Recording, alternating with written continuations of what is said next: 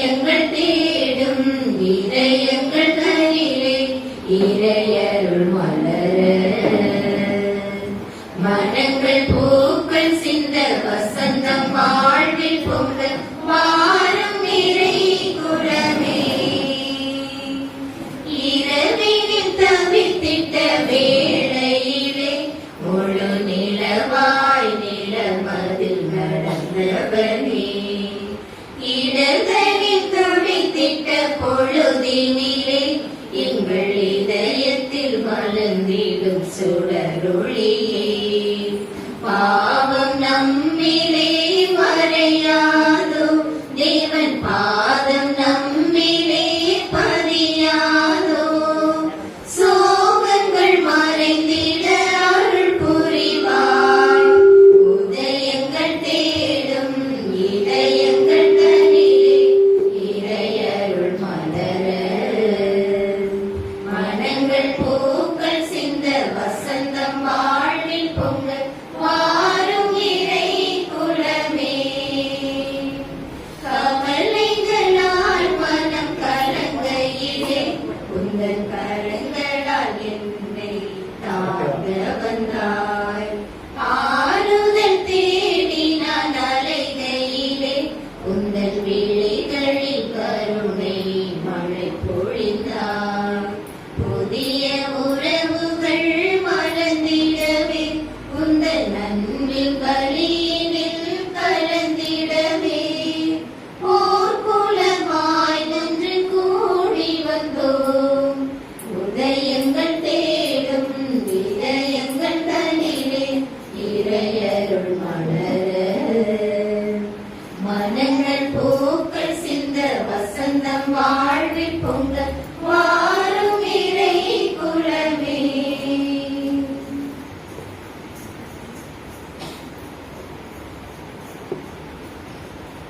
தந்தை மகன் தூயாவியார் பெயராலே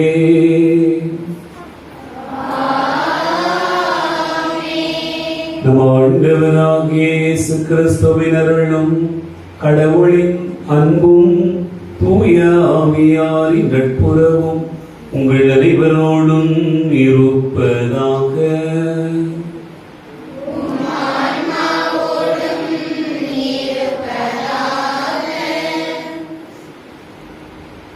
ஆண்டவர் இயேசு கிறிஸ்துவில் அன்பு நிறைந்த சகோதர சகோதரிகளே, இதை இனிய நாளில் ஆண்டவருடைய திருத்தலம் தேடி வந்திருக்கிறோம்.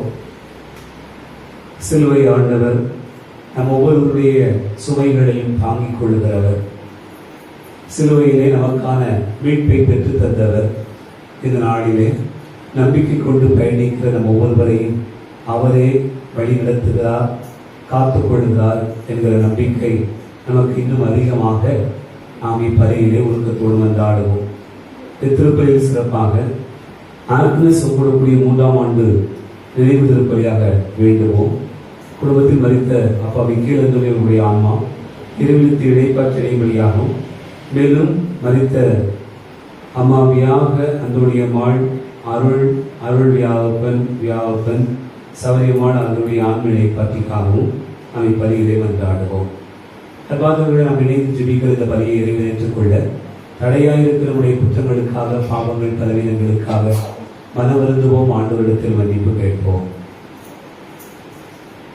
எல்லாம் வல்ல இறைவனிடமும்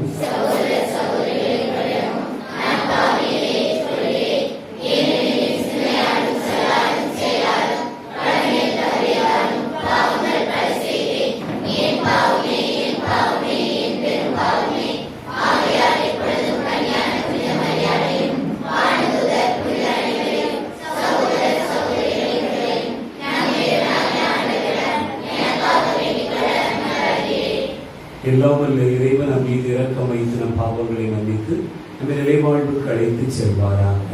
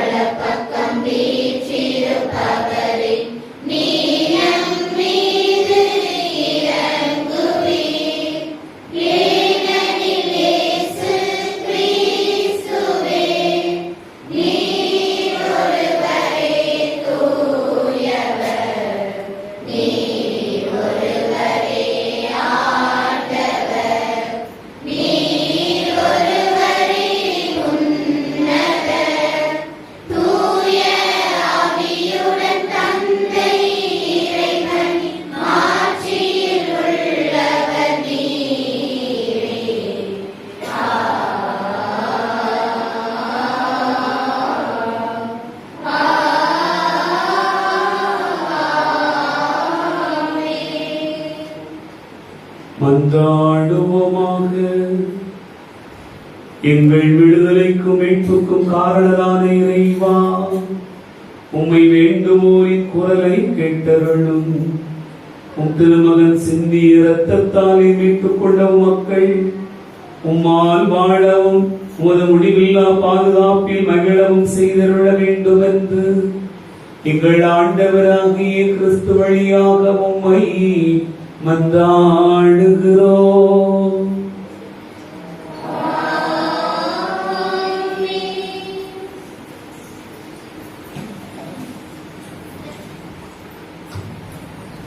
முதல் வாசகம். இயேசுவை கடவுள் உயிர்த்தெழச் செய்து தமது வாக்குறுதியை நிறைவேற்றினார். திருத்தூதர் பணிகள் நூலிலிருந்து வாசகம். அதிகாரம் 13, இறைவார்த்தைகள் 26 முதல் 33 முடிய. திருத்தூதர் பணிகள் நூலிலிருந்து வாசகம். அதிகாரம் 13, இறைவார்த்தைகள் 26 முதல் 33 முடிய.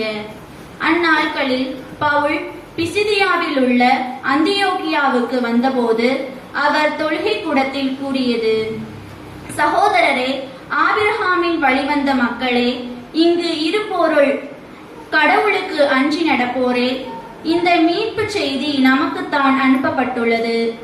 எருசலேமில் குடியிருக்கும் மக்களும் அவர்களுடைய தலைவர்களும் அம்மீட்பரை அறியவில்லை.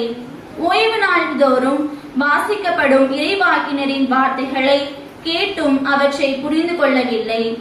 ஆயினும் அவருக்கு அவர்கள் தீர்ப்பளித்த போது அவ்வார்த்தைகள் நிறைவேறின.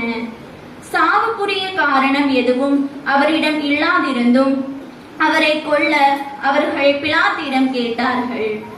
மறைநூலில் அவரை பற்றி எழுதியுள்ள அனைத்தையும் அவர்கள் செய்து முடித்தார்கள். பின்பு அவரை சிலுவையில் இருந்து இறக்கி கல்லறையில் வைத்தார்கள். ஆனால் இறந்த அவரை கடவுள் உயிரோடு எழுப்பினார். அவர் கலிலேயாவிலிருந்து தம்முடன் எருசலேம் வந்தவர்களுக்கு பல நாட்கள் தோன்றினார். அவர்கள் இப்போது அவர் தம் சாட்சிகளாக மக்கள் முன் விளங்குகின்றார்கள்.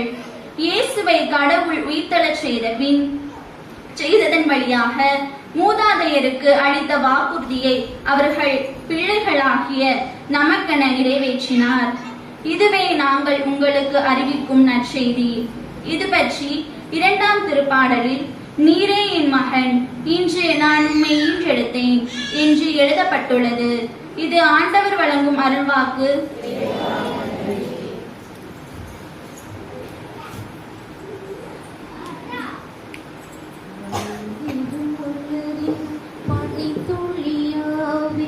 மகிமையின் ஆண்டவர் நீரே, உம் சிறகுகளின் அணைப்பினில் என்றும் வாழ்ந்திடும் ஓருயிர் நானே.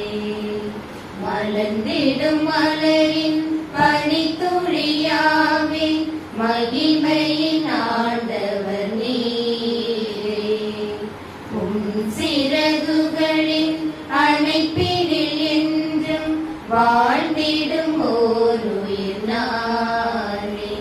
என் சுவாசம் நீயாக புது மலரினை தந்தேனே பாய். என் சுவாசம் நீயாக புது மலரினை தந்தேனே பாய். பமரி சரி நிசா, பமரி சரி நிசா.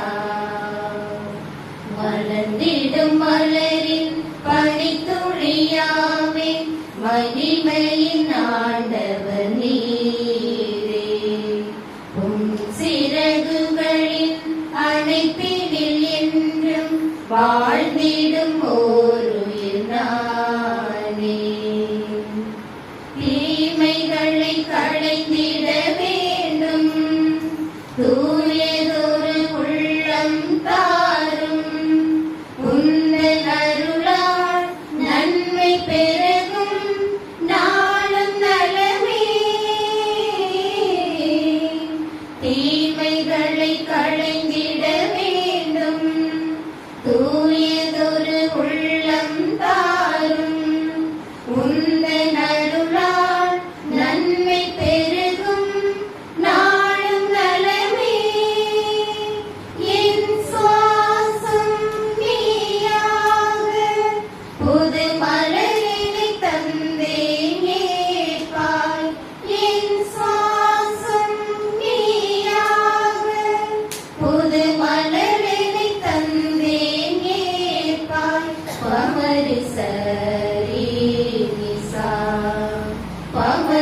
சரி நிசா. மலர்ந்திடும் மலரின் பனித்துளியாவின் மகிமையின் ஆண்டவர் நீரே. உம் சிறகுகளின் அணைப்பினில் என்றும் வாழ்ந்திடும் ஓர் உயிர் நானே. அல்லேலூயா அல்லேலூயா அல்லேலூயா அல்லேலூயா அல்லேலூயா அல்லேலூயா. வழியும் உண்மையும் வாழ்வும் நானே, என் வழியாய் அஞ்சியவரும் தந்தையிடம் வருவதில்லை என்கிறார் ஆண்டவர். அல்லேலூயா அல்லேலூயா அல்லேலூயா. ஆண்டவர் உங்களோடு இருப்பாராக.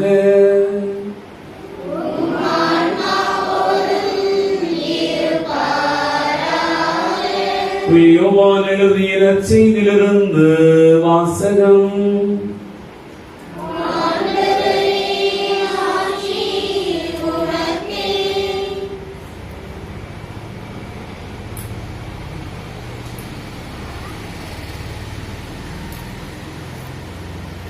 யோவான் நற்செய்தி அதிகாரம் 14 இறைவார்த்தைகள் 1 முதல் 6 முடிய. அக்காலத்தில் இயேசு கூறியதாவது: நீங்கள் உள்ளம் கலங்க வேண்டாம், கடவுளிடம் நம்பிக்கை கொள்ளுங்கள், என்னிடமும் நம்பிக்கை கொள்ளுங்கள். என் தந்தை வாழும் இடத்தில் உறைவிடங்கள் பல உள்ளன. அப்படி இல்லையெனில் உங்களுக்கு இடம் ஏற்பாடு செய்ய போகிறேன் என்று சொல்லியிருப்பேனா?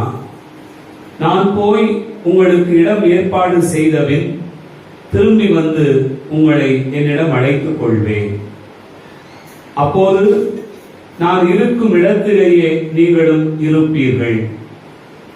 நான் போகும் இடத்துக்கு வழி உங்களுக்கு தெரியும் என்றார். தோமா அவரிடம், ஆண்டவரே, நீர் எங்கே போகிறீர் என்றே எங்களுக்கு தெரியாது. அப்படி இருக்க நீர் போகும் இடத்துக்கான வழியை நாங்கள் எப்படி தெரிந்து கொள்ள இயலும் என்றார். இயேசு அவரிடம், வழியும் உண்மையும் வாழ்வும் நானே. என் வழியாய் அன்றி எவரும் தந்தையிடம் வருவதில்லை என்றார். ஆண்டவரின் அருள்வாக்கு.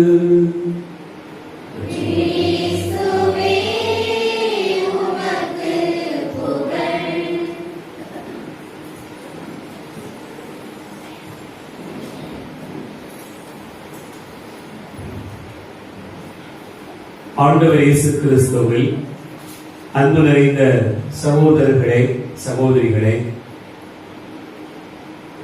இந்த இனிய நாளில், இந்த மாதத்தினுடைய கடைசி வெள்ளிக்கிழமையில் நம்முடைய சிலுவை கோவிலில் நம்பிக்கை நிறைந்த உள்ளத்தோடு ஆண்டவருடைய பலிபீடத்தின் முன்பாக கூடியிருக்கிறோம்.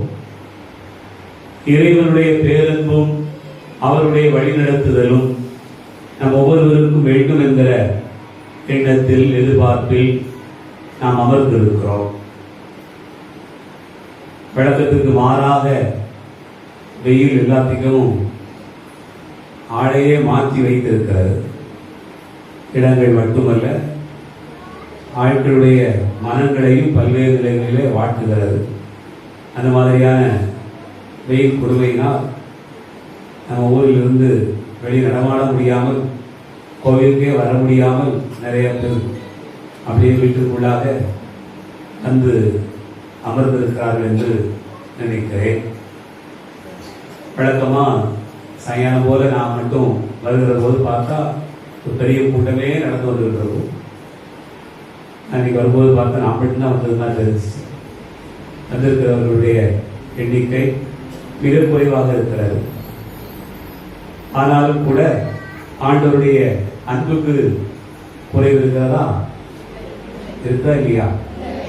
அவர் நம்மை அன்பு செய்வதை குறைத்து வைத்திருக்கிறாரா? இல்லை. நாம தான் குறைவாக இருந்தாலும் அவர் நம் மீது கொண்டிருக்கக்கூடிய அன்பில் ஒருபோதும் குறை வைப்பதில்லை. அவர் நிறைவாய் இருக்கிறார். ஆகவே நிறைவை நோக்கி நாம் பயணிக்க வேண்டும் என்பது நம் எல்லாருக்கும் கொடுக்கப்பட்டிருக்கக்கூடிய அன்பான அழைப்பாக நாம் நினைத்து பார்க்கிறோம். அன்பானவர்களே, ஒரு நிமிடம் கண்களை மூடி கரங்களை குவித்து ஆண்டவருடைய பிரசனத்திலே ஜெபித்து நாம் இறை வார்த்தை பகுதிக்குள்ளாக கடந்து போவோம். நன்றி பரலோக பிதாவே, தைரிய மாலை பொழுதுக்காக நாங்கள் உமக்கு நன்றி கூறுகிறோம்.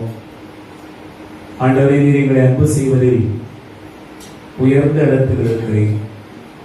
உங்கள் அன்புக்கு முன்பாக நாங்கள் எந்த நிலையிலும் நிற்க முடியாத அளவுக்கு இருக்கிறோம்.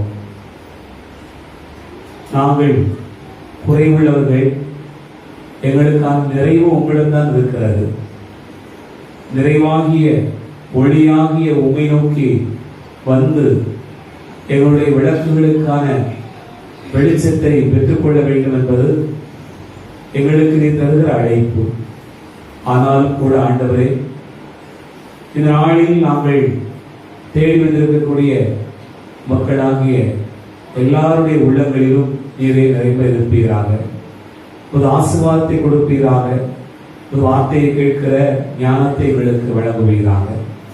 இந்த பணியிலே கலந்து கொள்கிற எல்லா பிள்ளைகளையும் ஆசீர்வதியும் வழிநடத்தும். உமையிலுக்கு ஜெபிக்கிறோம் ஜெபங்கள் நல்ல பிதாவே. இயேசு வாழ்க, மரியே வாழ்க, இயேசுக்கே புகழ், இயேசுக்கே நன்றி. அல்லேலூயா, பிரைஸ் தி லார்ட், ஆமென். கிறிஸ்துவின் அன்பார்ந்தவர்களே, ரொம்ப நாளைக்கு அப்புறம் நான் பணியாற்றிய ஒரு பங்கிலிருந்து எனக்கு ஒரு அழைப்பு வந்தது. ஃபாதருடைய ஃப்ரெண்டு வந்து சாப்பிடவே மாட்டேங்காரு, அப்படியே ஆளு மனசு உடைஞ்சு போய் கிடக்கிறாரு. நீங்க வாய்ப்பு கிடைச்சுன்னா அந்த பக்கம் வந்துட்டு போங்க அப்படின்னு சொன்னாங்க. என் ஃப்ரெண்டுக்கு வயசு 67. அப்போ அவர் மனசு உடைஞ்சு போகக்கூடிய அளவுக்கு என்ன காரணம் அப்படின்னு நினைச்சிட்டு போனேன். ஏன்னு சொன்னா, நான் அந்த பங்குல இருக்கும்போது அவர் ரொம்ப உதவியா இருந்தார். கோவில் என்ன வேலைனாலும் முதல் ஆளா அவதரிப்பார். வழிபாட்டுக்கு முதல் ஆளா தவறாம வந்துடுவார். எப்போதுமே தீவிரமா ரொம்ப நம்பிக்கை கொண்டு இருப்பார். அவருக்கு 5 பிள்ளைங்க. 5 பிள்ளைகளை கல்யாணம் பண்ணி கொடுத்து பிள்ளைகளை எல்லாம் நல்லா செட்டில் ஆகி நல்லா இருக்கிறாங்க. இப்ப அவருக்கு மனசு உடைஞ்சு போறதுக்கான காரணம் என்ன அப்படின்னு கேட்டா, அவருடைய மனைவி ஒரு 2 மாசத்துக்கு முன்னாடி இறந்து போயிருந்தாங்க. அதுதான் அவரை வந்து ஆள ரொம்ப மனசு நோக வைத்திருக்கிறது, அப்படி கவலைப்படக்கூடிய அளவுக்கு மாற்றி இருக்கிறது என்பதையெல்லாம் கேள்விப்பட்டுட்டு, அப்படி இல்லையா, அவர் ஊருக்கே ஆலோசனை சொல்லுவார். எல்லாரையும் அப்படி இருக்கக்கூடாது, இருக்கணும் அப்படின்னு சொல்லி நிறைய வழி நாட்டுவார். அப்படிப்பட்ட மனுஷன் ஏன் உடைஞ்சு போய் உட்கார்ந்துருக்காரு? போய் பார்த்தா நான் பார்த்த ஆளே இல்லை. அப்படி ஆளே அடையாளம் தெரியாம அப்படியே மெலிஞ்சி கருத்து ஒரு மாதிரி உட்கார்ந்துருந்தார்.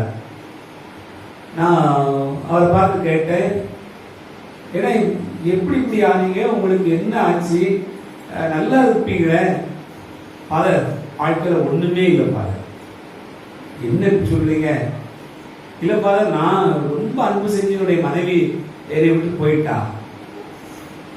எல்லாரும் காலம் நேரம் வரும்போது போய்த்தான் ஆகணும்னு சொல்லி நீங்களே நிறைய பேருக்கு ஆலோசனை சொல்றதை நான் கேட்டிருக்கிறேன்.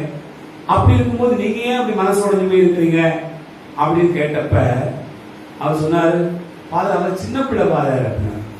இன்னையா பிள்ளை சின்ன பிள்ளையா? எத்தனை வயசு கேட்டேன். அந்த அம்மாவுக்கு 63 வயசு, இவருக்கு 67 வயசு. அவ சின்ன பிள்ளை, எனக்கு முன்னாடி போயிட்டா. நான் தான் ஃபர்ஸ்ட் போகணும் பாரு, வயசை பார்த்தா நான் தான் ஃபர்ஸ்ட் போகணும். ஆண்டவர் ஏன் இப்படி பண்ணார் அப்படின்னு சொல்லி அவர் அழுகுத இன்னமும் மறக்கவே முடியல. என் மனசுக்குள்ள ரொம்ப ஆழமா பதிஞ்சிருக்கு. கிறிஸ்துவ அன்பார்ந்த சகோதர சகோதரிகளே, மனம் உடைந்து போதல் அப்படிங்கிறது எத்தனை பெரிய மனுஷனையும் ஒண்ணுமில்லாம ஆக்கிறோம் அப்படிங்கிறதுக்கு அது ஒரு பெரிய உதாரணம். ஒரு மனிதனுடைய வாழ்க்கையில் என்ன வேண்டுமானாலும் இருக்கலாம், பெரிய செல்வம் இருக்கலாம், வசதி வாய்ப்புகள் இருக்கலாம், வாழ்க்கையுடைய எல்லா சூழ்நிலைகளையும் அவர் நிறைவாக பெற்றிருக்கிறார். ஆனால் மனம் கலங்கி போனார் என்று சொன்னால் அவர் எவ்வளவு வச்சிருந்தும் ஒரு பயன் இல்லை. பாருங்க, 5 பிள்ளைங்க, ஊருக்கெல்லாம் ஆலோசனை சொல்றவர், ஆண்டவரை விடாம தேடுற மனுஷன். ஆனா உள்ளம் கலங்கி அழுது புலம்பி நிற்கிறான். அப்படி என்று சொன்னால் மன கலக்கம் என்பது, மன உடைவு என்பது ஒரு ஆளு யாருமே பார்க்காது, அது எல்லாருக்கும் பொதுவானதுதான். ஒருத்தர் வாத்தியாரா இருந்தாரு, டீச்சரா இருந்தாங்க, அதனால அவங்களுக்கு கவலை இல்லாம இருப்பாங்க, அவங்களுக்கு கலக்கம் இல்லாம இருப்பாங்க அப்படிலாம் கிடையாது. நல்ல பெரிய வீடு இருக்கிறாங்க, அவங்களுக்கு என்ன கவலை இருக்க போகுது அப்படிலாம் கிடையாது. நல்ல அறிவா யோசிப்பாரு, பேசுவாரு, அவருக்குமா கட்டாயம் உண்டு. எல்லாருக்கும் உள்ள கலக்கம் என்பது வாழ்க்கையில் எப்போதுமே நடைபெறக்கூடிய ஒன்றாக இருக்கிறது. ஆனால் இந்த உள்ள கலக்கத்திலிருந்து நாம் வாழ்க்கையில் கலங்காத ஒரு உள்ளத்தை பெற வேண்டும் என்று சொன்னால் என்ன செய்யணும் அப்படிங்கிறது தான் இன்றைய வாசகங்கள் நமக்கு வெளிப்படுத்துகிற செய்தியாக வாசிக்க கேட்போம். இயேசு தன்னுடைய சீடர்களை பார்த்து சொல்கிறார். யோவான் நற்செய்தி 14வது அதிகாரம் 1வது வசனத்தை வாசிக்க கேட்டோம். அதில் சொல்கிறார், நீங்கள் உள்ளம் கலங்க வேண்டாம் என்று சொல்கிறார். நீங்கள் உள்ளம் கலங்க வேண்டாம். அன்பார்ந்தவர்களே, கலங்காத ஒரு உள்ளம் என்பது ஒரு மனிதனுடைய வாழ்க்கையில் அவர் பெற்றக்கூடிய மிகப்பெரிய ஒரு ஆசீர்வாதம். கலங்காத உள்ளம் இருந்தது என்று சொன்னால் நீங்கள் எதையும் சாதித்து விட முடியும், எங்கு வேண்டுமானாலும் போய் வர முடியும்.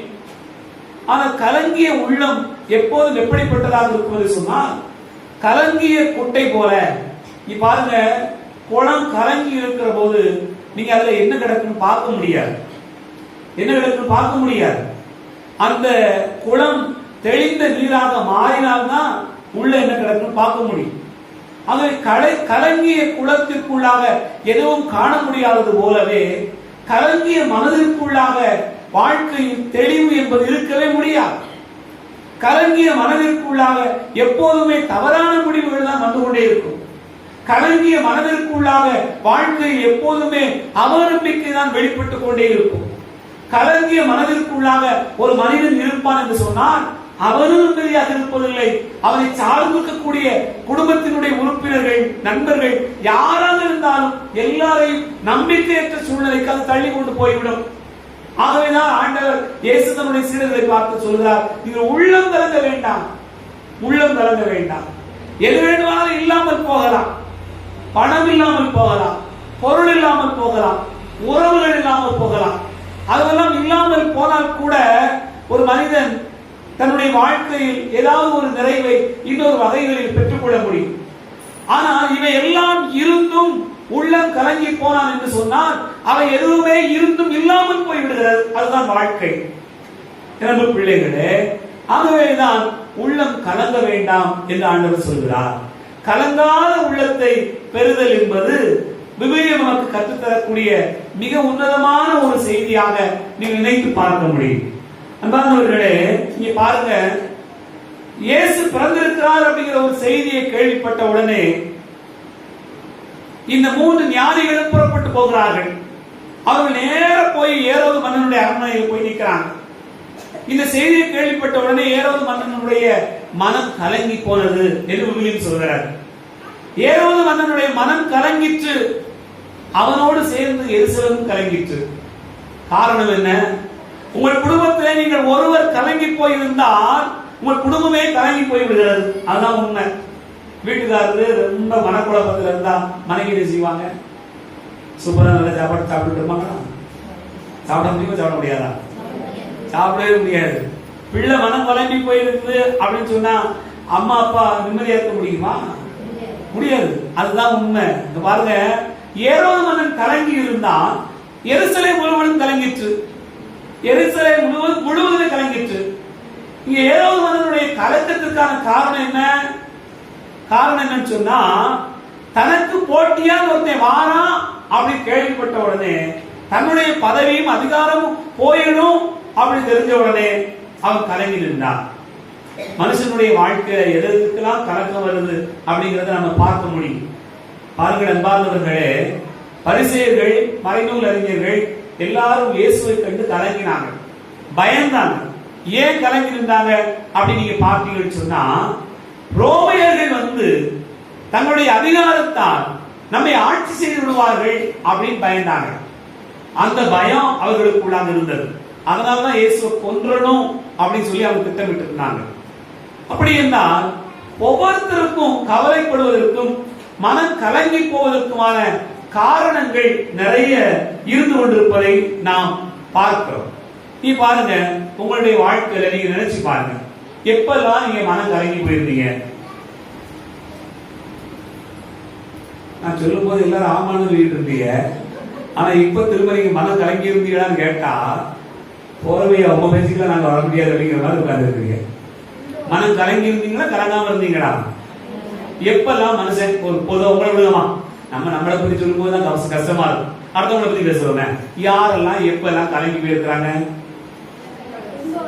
துன்பம் வரும்போது சிரிக்கிற மாதிரி, துன்பம் வரும்போது, நோய் வரும்போது, இறப்பு வருகிற போது, வேற அவ்வளவுதானா? கடன் சுமை அதிகமாகிற போது மனக்கலக்கம் வருகிறது, அவ்வளவுதானா? கடன் பட்டார் நெஞ்சம் போல் கலங்கினா யாரு? உங்களுக்கு தெரியாத அந்த அந்த செய்தி? கடன் பட்டார் நெஞ்சம் போல் கலங்கினா இலங்கை மன்னனா, இலங்கை வேந்தர். அவ்வளவு கடன் பட்டவன் மனசு எப்படி கலங்கணும்னு சொன்னா அரசனுக்கு கலக்க வருவாங்க, அந்த அளவுக்கு இருக்குமா. அதனால அப்படி சொல்லுவாங்க. கடன், நோய், இழப்பு, இறப்பு இவை எல்லாமே நமக்கு உள்ளத்துக்கு கலக்கத்தை வருகிறார். ஒன்னே ஒண்ணு ரொம்ப கலக்கத்தை உண்டாக்குறது எதுன்னு கேட்டோம்னு சொன்னா கவலை. சரிதானா? எதை குறித்த கவலை? எதிர்காலத்தை குறித்த கவலை, பிள்ளைகளை குறித்த கவலை.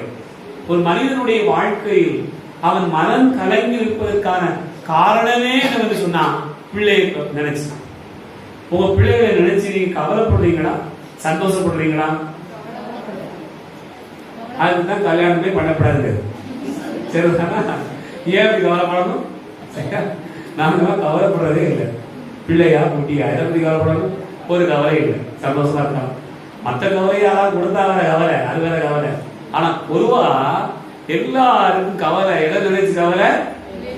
பிள்ளைய நினைச்சுதான் கவலை. ஒத்த பிள்ளை இருந்தா கவலை வருமா, 5 பிள்ளை இருந்தா கவலை வருமா?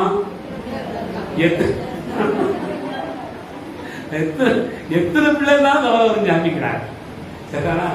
பிள்ளை எத்தனை பிள்ளை இருந்தாலும் கவலை இருக்குது.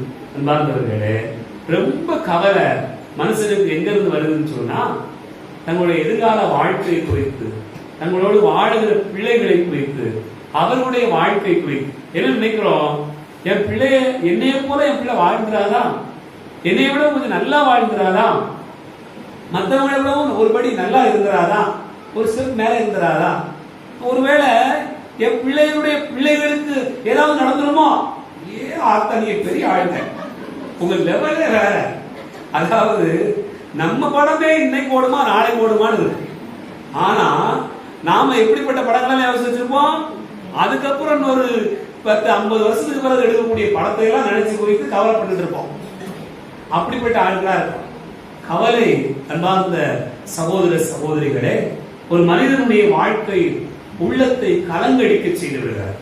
அதே போல நம்முடைய வாழ்க்கை வேறு என்னவெல்லாம் கவலை நம்முடைய வாழ்க்கை கலங்கடிக்க செய்கிறது, நம்முடைய உள்ளத்தை கலங்கடிக்க செய்கிறது என்று சொன்னால், இல்ல பணம் இல்ல, அன்பு இல்ல, உறவு இல்ல, யாருமே இல்ல, நம்மளை பார்க்கிறதுக்கு கவனிக்கிறதுக்கு ஆள் இல்ல, இப்படி இல்லாமை என்கிற உணர்வு ஒரு மனிதனுடைய உள்ளத்தில் மேலோங்கி வருகிற போது அவன் கலங்கி தவிப்பதை பார்க்கிறான்.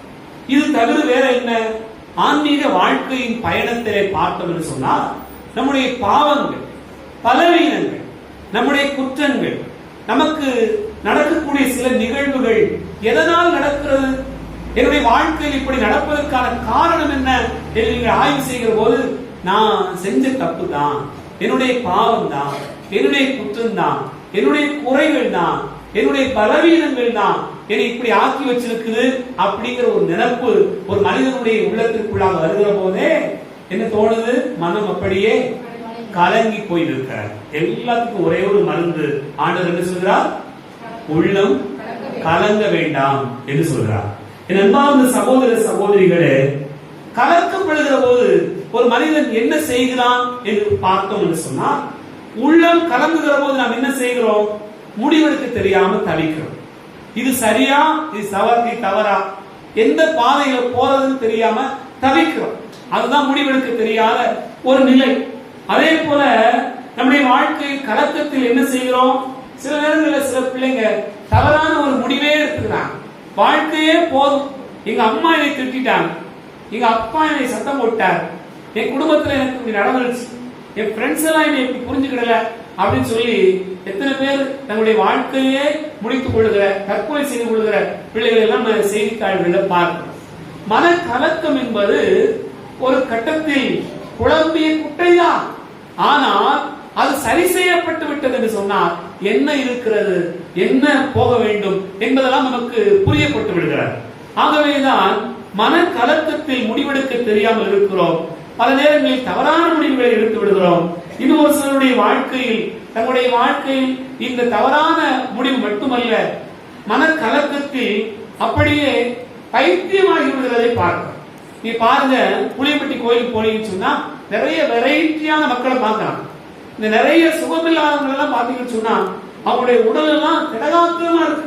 ஆச்சரியமான உடல் வலிமை அவர்களுக்குள்ளாக இருக்கிறார். அவங்க ஒரு ஆளா இருக்கிறது இல்லை, எத்தனை ஆளா இருக்கிறாங்கன்னு தெரியல.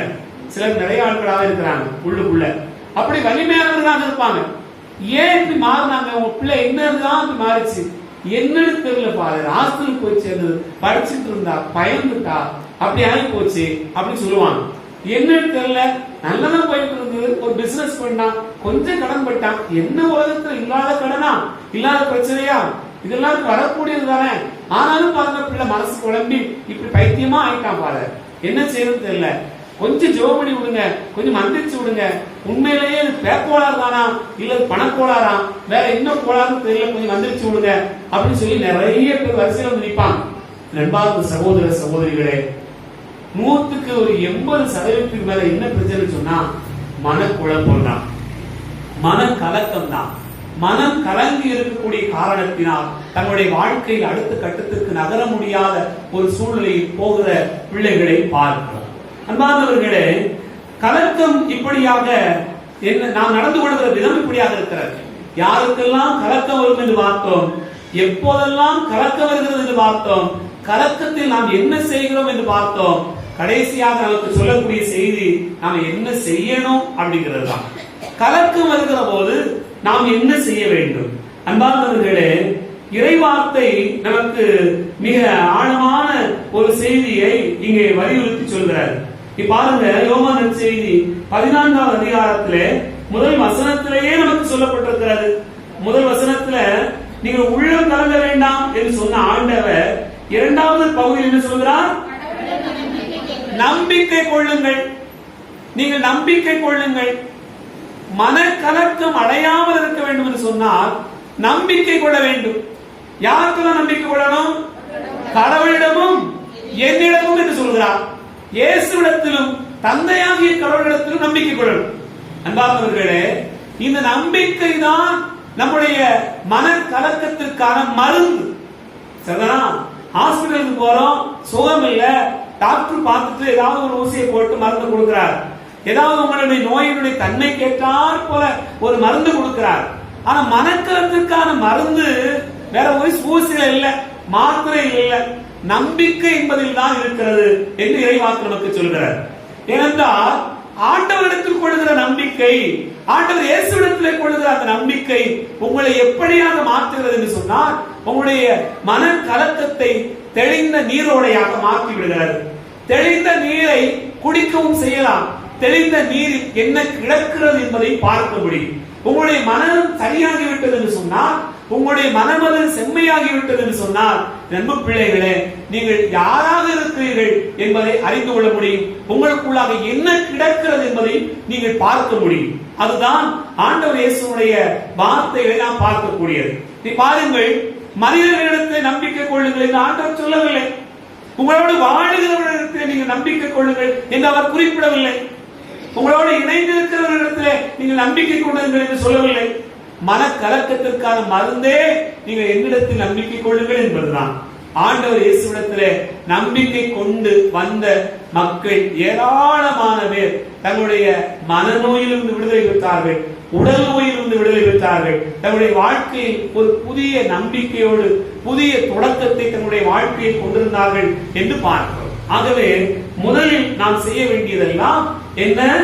ஆண்டவரிடத்திலே நம்பிக்கை கொள்ள வேண்டும் என்பதுதான். இரண்டாவது, ஆண்டவர் என்ன சொல்கிறார் பாருங்கள். அடுத்த வசனத்துல, இரண்டாவது வசனத்தை வாசிங்க. என் தந்தை வாழும் இடத்தில் உறைவிடங்கள் பல உள்ளன, அப்படி இல்லையெனில் உங்களுக்கு இடம் ஏற்பாடு செய்ய போகிறேன் என்று சொல்லி இருப்பேனா என்று கேட்கிறார். ஆண்டவர் என்ன சொல்கிறார்? அன்பார்ந்தவர்களே, உங்களுக்கான இடத்தை நான் ஏற்பாடு செய்து வைத்திருக்கிறேன் என்று சொல்கிறார். எவ்வளவு மகிழ்ச்சியான ஒரு காரியம். இந்த பூமியில இடத்துக்கான சண்டை தான் நிறைய நடக்கும். இடத்துக்கான பிரச்சனையே நிறைய நடக்கும். வீட்டு மேல இட பிரச்சனை, தோட்டம் இட பிரச்சனை, வீட்டுக்கு பக்கத்துல இட பிரச்சனை, எங்க சுத்தினாலும் இட பிரச்சனை தான். நல்ல வீடை கட்டியிருப்பீங்க, சூப்பரா இருக்கு, யாருமே வரல.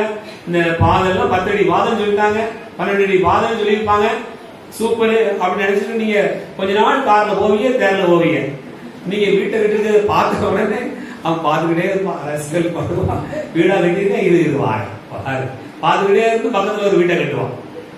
12 அடி பாதை விடுவானா அவன் விட மாட்டான், கூட 2 அடி விட வளர்ந்துருவான். சரி 2 அடி குழந்தான் சொல்லி கண்ட விட முடியாது, இவன் எமத்துல நிக்க முடியாது.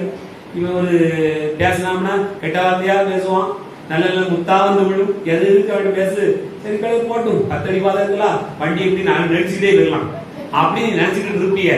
நடிச்சுக்கிட்டா போற சிலாப்பை நீட்டி விடும், போர் நீட்டி விட்டு விடும். இதுதான் நடக்கும். இதை நடக்கும்.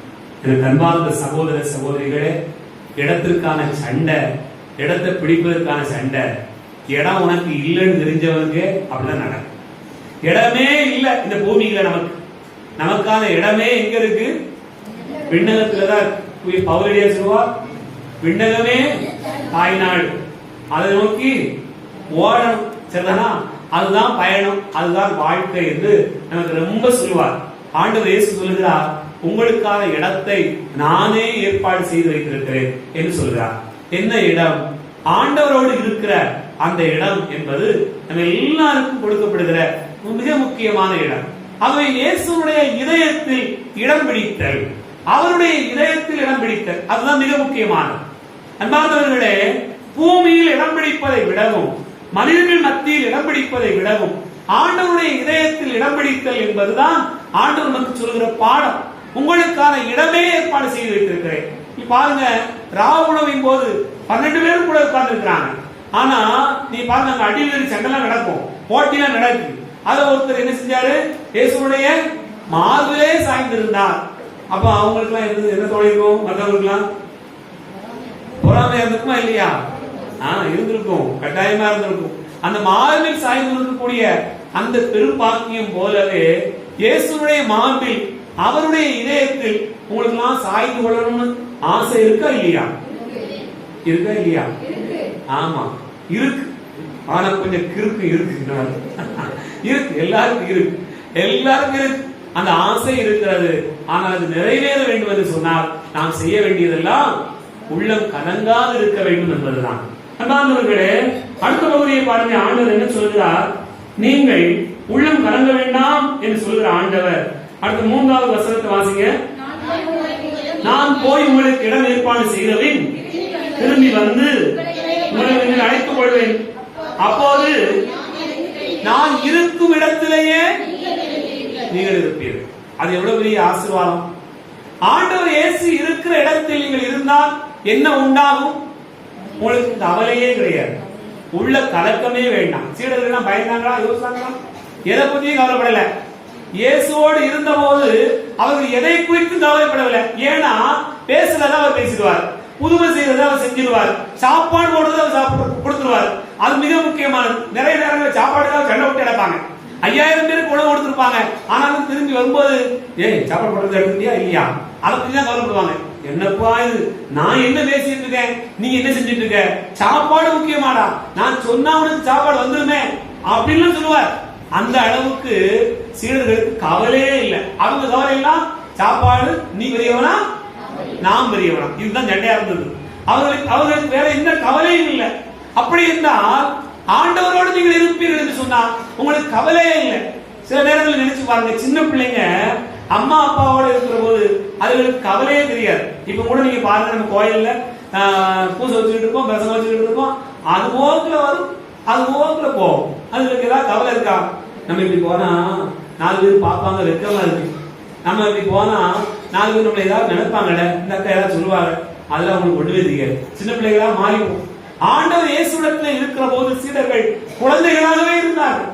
எதை பற்றியும் கவலை கொள்ளவில்லை. அவருடைய உள்ளமெல்லாம் கலக்கம் இல்லாமல் இருந்தது என்று பாருங்கள். அன்பார்ந்த சகோதர சகோதரிகளே, ஆகவே ஆண்டவர் சொல்கிறார், நீங்கள் உள்ளம் கலங்க வேண்டாம் என்று சொல்கிறார். இந்த உள்ளம் கலங்க வேண்டாம் அப்படின்னு சொன்ன உடனே இது எந்த பின்னணியில சொல்லியிருக்கிறாரு அப்படின்னு நீங்க நினைச்சு பார்க்கணும். இயேசு இறுதி ராவுணவிற்கு முன்பாக தன்னுடைய சீடர்களுக்கு நிறைய அறிவுரைகள் சொல்கிறார். அதன் பிறகு இறுதி ராவுணவிலே பாதங்களை கழுவுகிறார்.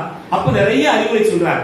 அப்பதான் இவனுக்கு ஒரு யோசனை வருது, நான் செத்து போவேன், என்னை இப்படி பண்ணுவாங்க அப்படின்னு சொன்ன உடனே சீடர்களுக்கு அந்த நேரத்தில் என்ன வருது, கலக்கமே வருகிறார். அந்த கலக்கத்துலதான் நீங்க உள்ள கலங்காதீங்க அப்படின்னு இயேசு சொல்லுகிறார். அப்படி சொன்ன உடனே அவங்க என்ன சொல்றாங்க, ஆண்டவரே என்ன செய்யறது தெரியாம முடிக்கிறோமே அப்படிங்கிற போது இயேசு நான் உங்களுக்கு இடம் ஏற்பாடு செய்வேன் அப்படிலாம் சொல்றாரு. அப்பதான் தோமையார் நம்மால் எப்போதும் போல கேட்கிறாரு. என்ன கேட்கிறாரு? ஆண்டவரே நீங்க எங்கே போகிறீங்க எனக்கு தெரியாது, இப்படி இருக்கும்போது போகப்படுறதுக்கான வழி எங்களுக்கு எப்படி தெரியும் அப்படின்னு கேட்கிறார். அப்பதான் ஆண்டவர் இயேசு சொல்றார், வழியும் உண்மையும் வாழ்வும் நானே, நானே வழி, நானே உண்மை, நானே வாழ். அன்பார்ந்தவர்களே, நீங்க கவலைப்படாம இருக்கணும்னு சொன்னா உங்களுக்கான வழி என்ன? இயேசுதான். இயேசுதான் வழி. நீங்க உள்ள கலங்காம இருக்க வேண்டும் சொன்னா உங்களுக்கான வழி என்ன? இயேசுதான். இயேசுதான் வழி அப்படின்னு தெரிஞ்ச பிறகுதான் சீடர்கள் ரொம்ப துணிவாக ஆண்டவருடைய வார்த்தையை அறிவிக்க தொடங்குகிறார்கள். நீ பாருங்க, இந்த முதல் வாசகத்துல வாசிக்க கேட்டோம். அவர் என்ன சொல்றாரு, தூய பவுல் எல்லாருக்கும் மத்தியிலையும் பேசுகிற போது அவர் பேசுகிற முதல் வசனத்தை நீங்க எடுத்துக்கொள்ளுங்க. திருத்தூதர் பணிகள் 13வது அதிகாரம் 26வது வசனத்தை பாருங்க. சகோதரரே, ஆபிரகாமின் வழிவந்த மக்களே, இங்கு இருப்பவர்கள் கடவுளுக்கு அஞ்சி நடப்போரே, இந்த மீட்பு செய்தி நமக்காகத்தான் அனுப்பப்பட்டிருக்கிறது. அவர் எவ்வளவு அழகா சொல்றாரு சொன்னா, இயேசு இறந்தார், அவர் உயிர்த்தார், இந்த மீட்பு செய்தி நமக்காகத்தான் சொல்லப்பட்டிருக்கிறது, வேற யாருக்கும் கிடையாது. பாருங்க, இந்த துணிவு அவர்களுக்கு எங்கே இருந்து வந்தது? இந்த துணிவோடு பேசுகிற ஆற்றல் அவர்களுக்கு எங்கே இருந்து வந்தது? ஆண்டவர் இயேசுதான். அவர் தான் வழியை கண்டுபிடிச்சாங்க. அவர் தான் வழி கண்டுபிடிச்ச பிறகுதான் இந்த பேச்சகம். அப்படி என்று சொன்னால் அவர் தான் நமக்கான வழி. நீங்க விவிலியத்துல பார்த்தீங்கன்னு சொன்னா நிறைய வசனங்கள் இயேசு சொல்லுவார், நானே வாழ்வு தரும் உணவு. நீ பாருங்க, ஒரு 7 வசனம் அப்படி ரொம்ப அழுத்தமா சொல்லப்பட்டிருக்கும். யோவான் நற்செய்தி 6வது அதிகாரம் 35வது வசனத்தை வாசித்து பார்த்தீங்கன்னு சொன்னா நானே வாழ்வு தரும் உணவு அப்படி சொல்லுவார். யோவான் நற்செய்தி 8வது அதிகாரம் 12வது வசனத்தை வாசித்து பார்த்தீங்கன்னு சொன்னா நானே உலகின் ஒளி என்று சொல்லுவார். யோவான் நற்செய்தி 15வது அதிகாரம் 1வது வசனத்தை பார்த்தீங்கன்னு சொன்னா நானே திராட்சை செடி, நானே திராட்சை கொடி என்று சொல்லுவார். யோவான் நற்செய்தி 10வது அதிகாரம் 7வது வசனத்தில் நானே வாயில் என்று சொல்லுவார். அதே போல யோவான் நற்செய்தி 10வது அதிகாரம் 11, 14வது வசனத்தை வாசித்து பார்த்தோம்னு சொன்னா நானே நல்ல ஆயன் என்று சொல்லுவார். அதே போல யோவான் நற்செய்தி 11வது அதிகாரம் 25, 26 பார்த்தோம்னு சொன்னா உயிர்ப்பும் உயிரும் நானே சொல்லுவார். இன்றைக்கு யோவான் நற்செய்தி 14, 6வது வசனத்துல என்ன சொல்றாரு? நானே வழி உண்மை இது வந்து என்ன சொல்லுவாங்கன்னு சொன்னா ஐ ஸ்டேட்மெண்ட்ஸ் ஆஃப் ஜீசஸ் கிரைஸ்ட் சொல்லுவாங்க. ஐ ஆம் ஸ்டேட்மெண்ட்ஸ் ஆஃப் ஜீசஸ் கிரைஸ்ட் சொல்லுவாங்க. இயேசுவினுடைய நானே நானே என்று சொல்லுகிறார் அல்லவா, அந்த வார்த்தை என்று சொல்லுவார்கள். எப்படி இந்த ஐ ஸ்டேட்மெண்ட்ஸ் நான் தான் என்று சொல்வதற்கான காரணம் என்ன அப்படின்னு பார்த்தீங்கன்னு சொன்னா, விடுதலை பயண புத்தகம் 3வது அதிகாரம் 14வது வசனத்திலே ஆண்டவரை பார்த்து மோசே கேட்பார், ஆண்டவரை நீர் யார் என்று கேட்டார், நான் என்ன சொல்வது?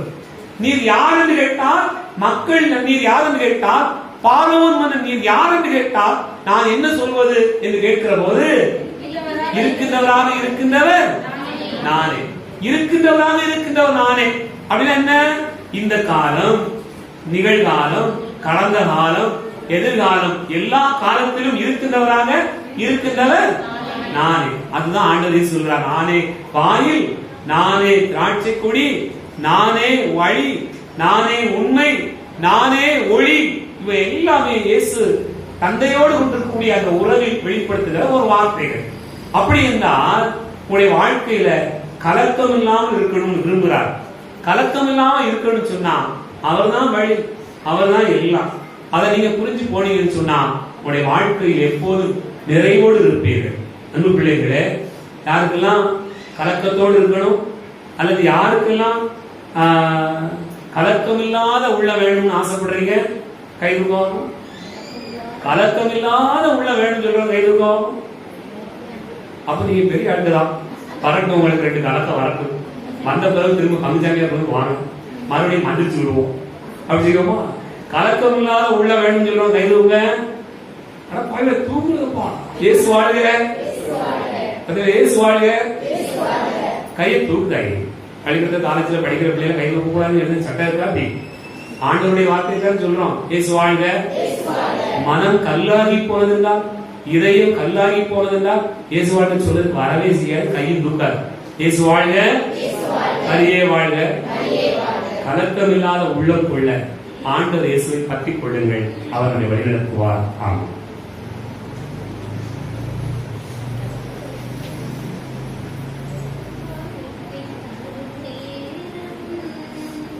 நான் என் மனம் தருகின்றே, காணிக்கை தரும் நேரம்.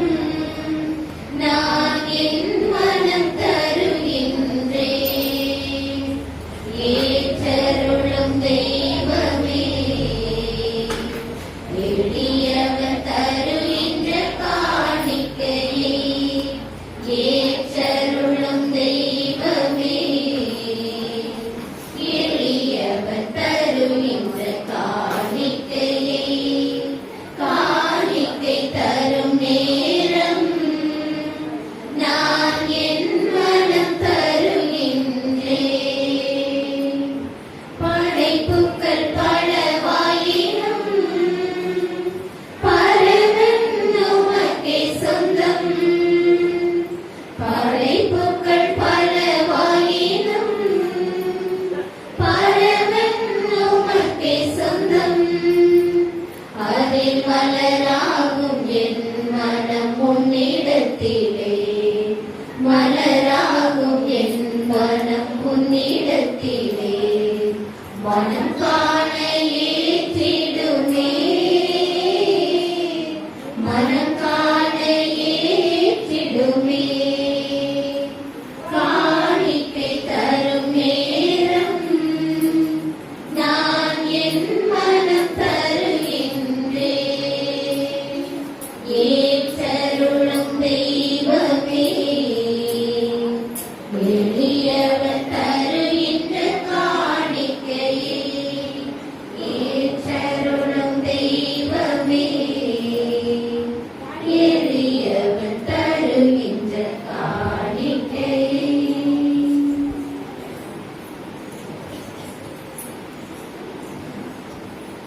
சகோதர சகோதரிகளே, என்னுடையதும் உங்களுடையதுமான இந்த பதி எல்லாம் வல்ல தந்தையாகிய இறைவனுக்கு ஏற்றதாகும்படி செவியுங்கள்.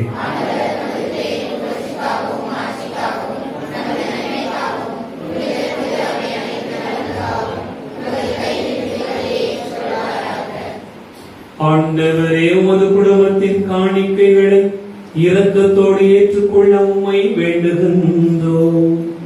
அதனால் உமது பாதுகாவலின் உதவியால் தான் பெற்றுக்கொண்டதை ஒருபோதும் இழந்து விடாமல் அது நிலையான வரிசை அடைய வேண்டும் என்று எங்கள் ஆண்டவராகிய கிறிஸ்து வழியாக உம்மை மன்றாடுகிறோம்.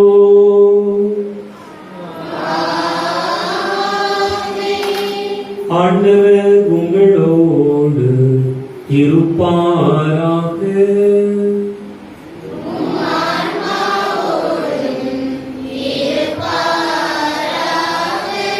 இதயங்களை மேலே எழுப்புங்கள்.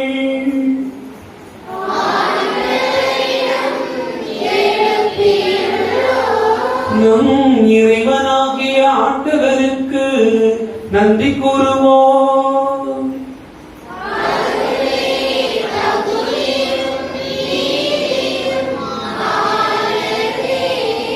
ஆண்டவரே, காலத்திலும் உம்மை புகழ்ந்துரைப்பதும் எல்லாவற்றுக்கும் மேலாக எங்கள் பாஸ்காவாகிய கிறிஸ்து வழியான இச்சிறப்பான காலத்தில் உம்மை மிகுதியாக வாழ்த்தி போற்றுவதும் மெய்யாகவே தகுதி நீதியுமாகும். எங்கள் கடமையும் மீட்புக்குரிய செயலுமாகும். ஏனெனில் உலகின் பாவங்களை போக்கும் மெய்யான செம்மறி அவரே, எங்கள் சாவை தமது சாமால் அளித்தவரும் தமது உயிர்ப்பினால் எங்கள் வாழ்வை புதுப்பித்தவரும் அவரே. ஆகவே பாஸ்கா மகிழ்ச்சி பொங்க அனைத்துலகை மாந்தரனைவர் மக்களிக்கின்றனர். அவ்வாறு ஆற்றல் மிக்கோரும் அதிகாரம் உள்ளவர்களும் ஆட்சியை புகழ்ந்து முடிவின்றி ஒரே குரலில் பாடுவதாவது: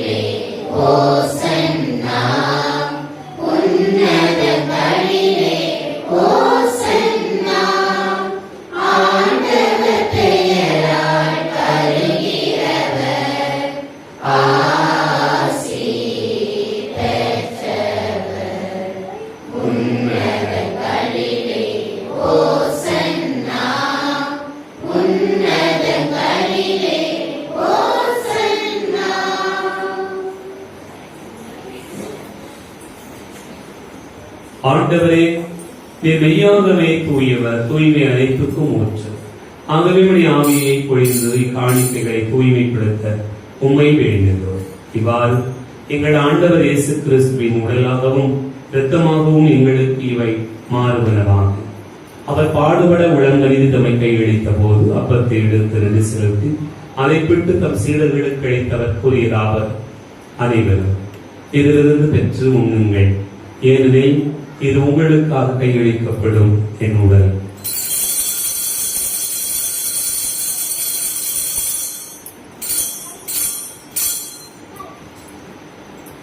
அவண்ணமே இரவு விருந்து அருந்தியது. கிணத்தை எடுத்து மீண்டும் மக்கள் நன்றி கூறி தம் சீடர்களுக்கு அளித்தவர் கூறியதாவது: அனைவரும் இதிலிருந்து பெற்று பருகுங்கள், ஏனெனில் இது புதிய நிலையான உடன்படிக்கைக்குரிய என் இரத்தத்தின் கிண்ணம். இது பாவ மன்னிப்புக்கென்று உங்களுக்காகவும் பலருக்காகவும் சிந்தப்படும். இதை நினைவாக செய்யுங்கள்.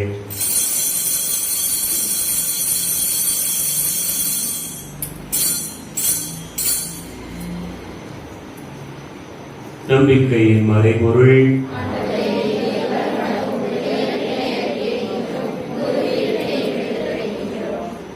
ஆகவே ஆண்டவரை நாங்கள் கிறிஸ்துவின் இறப்பினையும் உயிர்ப்பினை நினைவு கூர்ந்து வாழ்த்துதலும் அப்பத்தையும் மீட்பளிக்கும் கிண்ணத்தையும் உமக்கு ஒப்புக் கொடுக்கிறோம். உம் திருமுன் என்ற ஊழியம் முறையை தகுந்தவர்களை எங்களை ஏற்றுக்கொண்டீர். எனவே உமக்கு நன்றி செலுத்துகின்றோம். மேலும் கிறிஸ்துவின் உடலிலும் இரத்தத்திலும் பங்கு கொள்ளும் எங்களை தூய ஆவியாக ஒன்று சேர்க்க வேண்டும் என உண்மை தாழ்மையுடன் மன்றாடுகிறோம். ஆண்டவரே, உலகெங்கும் பரவி இருக்கும் ஒரு திரு அவையை நினைவு கூறுகிறோம். எங்கள் திருத்தந்தை பிரான்சிஸ், எங்கள் நாயர் அந்தோணி சாமி, எல்லா திருநிலையினராக அனைவரோடும் ஒரு திரு அவை அன்பில் நிறைவு பெறச் செய்கிறார்கள். உயிர்த்தெழும் எதிர்நோக்கோடு துயில் கொடுக்கிற எங்கள் சகோதர சகோதரிகளை இறந்தோர் அனைவரையும் இரக்கத்துடன் நினைவு கூர்ந்து ஒரு திருமுக ஒளியினுடைய கருள் எங்கள் அனைவர் மீதும் இரக்கமாயிரும். கடவுளை கன்னித்தாய் நமது மரியா, அவருடைய கணவரான யோசேப்பும் திருத்தூதர்கள் எங்கள் பாதுகாவலர் கோடிய புதற்குதந்தோழியா, இனிமே உலகில் மோக்க வந்தவராக இருந்தோராக எப்போது அனைவரும் நிலை வாழ்வில் பங்கு கொள்ள தகுதி பெற்று உம் திருமகன் இயேசு கிறிஸ்து வழியா போல் நேற்று மறந்தருள்ள உண்மை வந்தாடுவோம். இவர் வழியாக இவரோடு இவரில் எல்லாம் வல்ல இறைவனாகிய தந்தையே, புயாவியாய் ஒன்றிப்பில் எல்லா புகழும் மாட்சியும் என்றென்று உமக்கு உரியதே.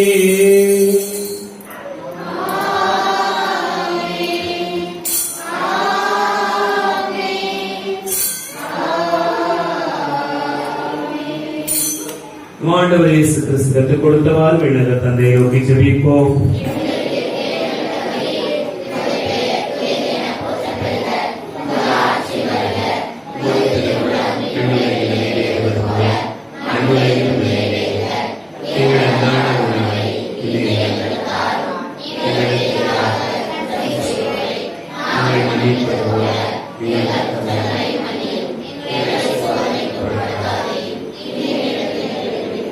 ஆண்டவரே, தீமை அனைத்திலிருந்தும் எங்களை விடுவித்து எங்கள் வாழ்நாளில் அமைதியை கனிவுடன் அருள உம்மை மன்றாடுகிறோம். புதிரக்கத்தின் உதவியால் நாங்கள் பாவத்திலிருந்து எப்போதும் விடுதலை பெற்று யாதொரு கலக்கமின்றி நலமாய் இருப்போமாக. நாங்கள் எதிர்நோக்கி இருக்கும் பேரின்பத்திற்காகவும் இமைப்பராக இயேசு கிறிஸ்துவின் வருகைக்காகவும் காத்திருக்கின்றோம். ஆண்டவரே இயேசு கிறிஸ்துவை அமைதியை உங்களுக்கு விட்டுச் சொல்கிறேன், என் அமைதியே உங்களுக்கு தருகிறேன் என்று திருத்தூதர்களுக்கு மொழிந்தீரே. எங்கள் பாவங்களை பாராமல் பொறுத்திரு அவை நம்பிக்கையை கண்ணோக்கி ஒரு திருவிழத்திற்கு ஏற்ப அதற்கு அமைதியும் ஒற்றுமையும் அளித்தருள்வீரா. எதென்று வாழ்ந்து ஆட்சி செய்கிறவர் நீரே. ஆண்டவருடைய அமைதி உங்களுடன் இருப்பதாக.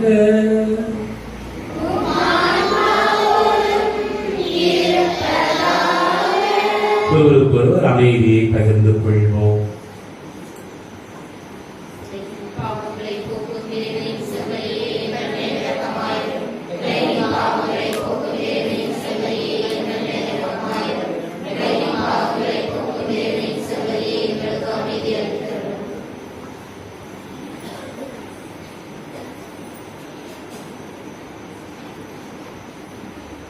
இதோ இறைவன் செம்மறி, இதோ உலகின் பாவங்களை போக்குகிறார்.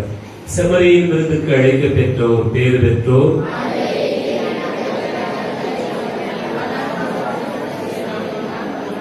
கிறிஸ்துவின் தொடர்பை காக்கும் நித்திய வாழ்வை பெறார்.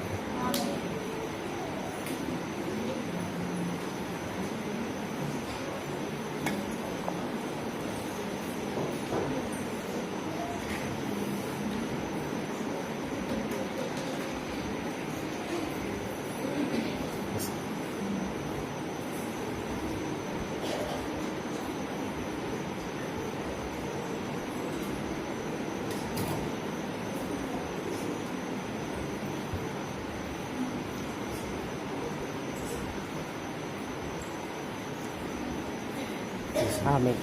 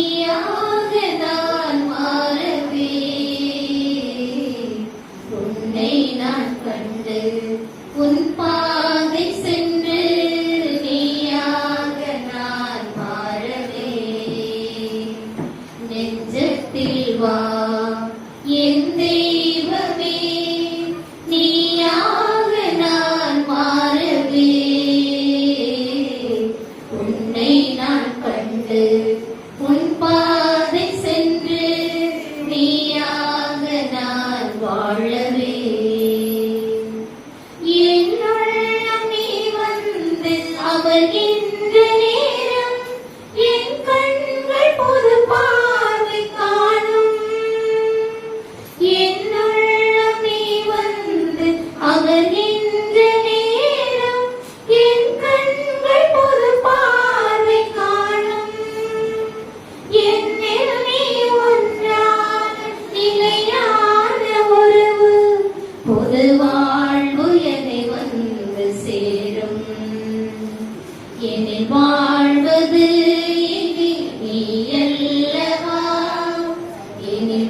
வாழ்வது இனி நீ அல்லவா உன் வாழ்வு எந்த வழி அல்லவா நெஞ்சத்தில் வா என் தெய்வமே நீயாக நான் மாறவே உன்னை நான் கண்டு உன் பாதை சென்று நீயாக நான் வாழவே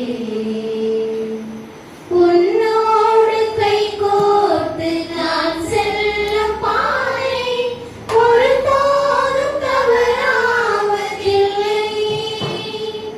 உன்னோடு கை கோர்த்து நான் செல்லும் பாதை ஒரு போதும் தவறாவதில்லை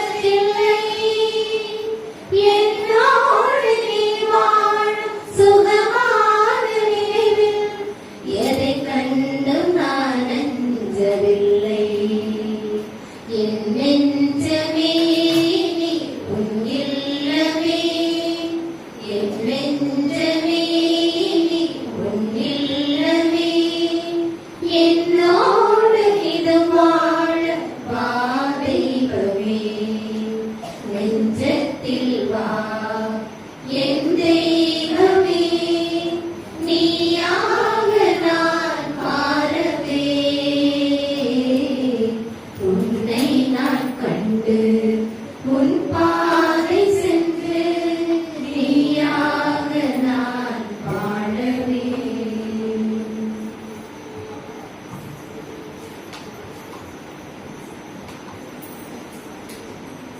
கிறிஸ்துவின் வாழ்ந்த சகோதர சகோதரிகளே, வருகின்ற மே 7ஆம் தேதி நம்முடைய பாதுகாவலருடைய திருவிழா கொடியேற்றத்தோடு ஆரம்பமாகிறது. மே 7 தொடங்கி 19ஆம் தேதி வரையிலும் நடைபெறுகிறது. 13 நாட்கள் நடைபெறுகிற இந்த திருவிழா நாட்களில் நாம் சிறப்பாக கலந்து கொள்வோம்.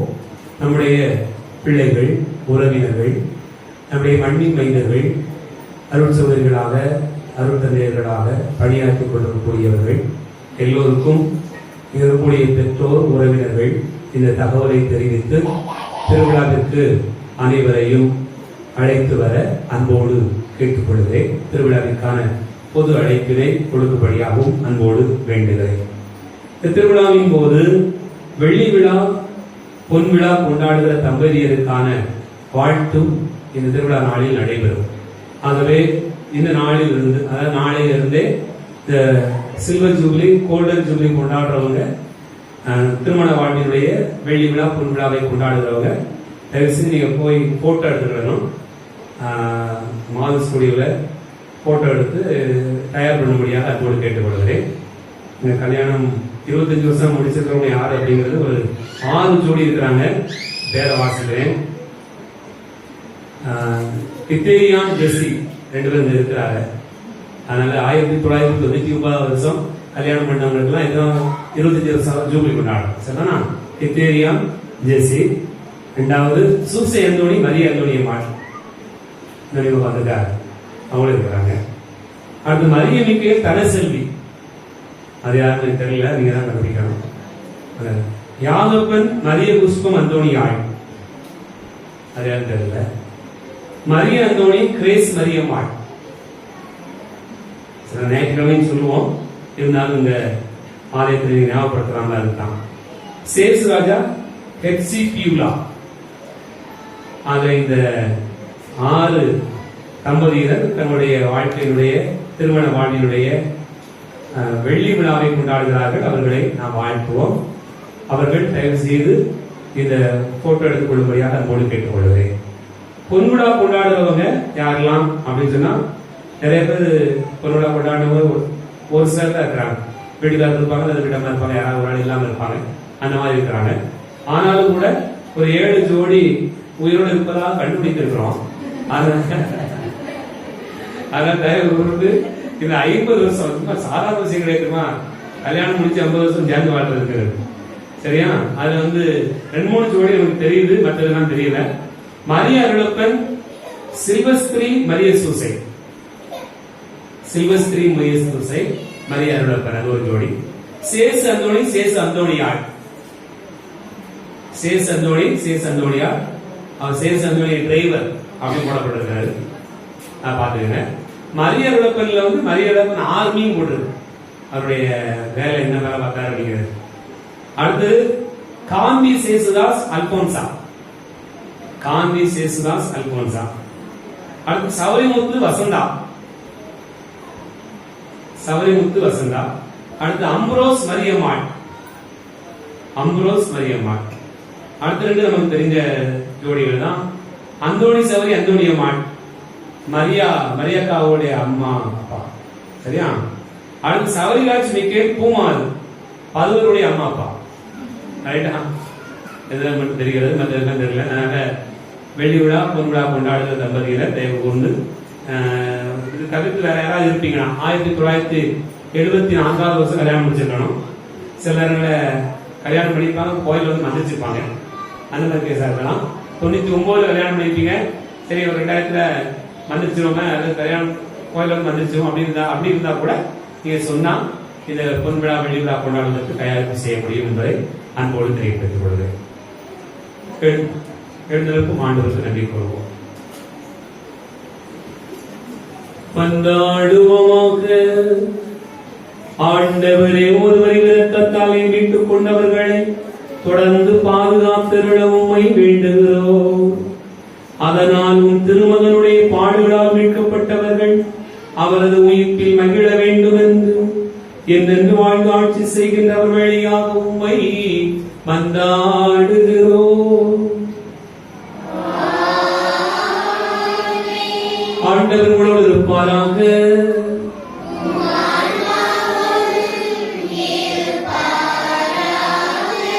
எல்லாம் வல்ல இறைவன் தந்தை, மகன், தூயாவியார் உங்களை ஆசீர்வதிப்பாராக.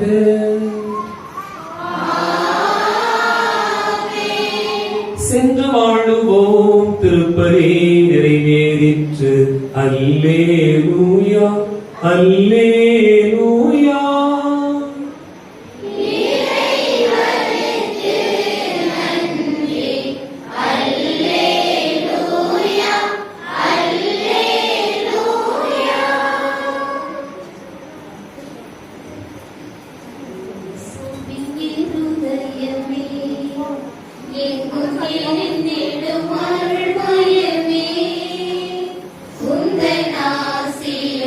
அருளும் சேர்ந்து வந்தார், எங்கள் ஆனந்தம் நிலை பெறுமே. இயேசுவின் இருதயமே, எங்கும் எரிந்திடும் அருள்மயமே, உந்தன் ஆசியும் அருளும் சேர்ந்து வந்தார், எங்கள் ஆனந்தம் நிலை பெறுமே. இறைவனுக்கு இதயம் உண்டு, அந்த இதயத்தில் இரக்கம் உண்டு. இறைவனுக்கு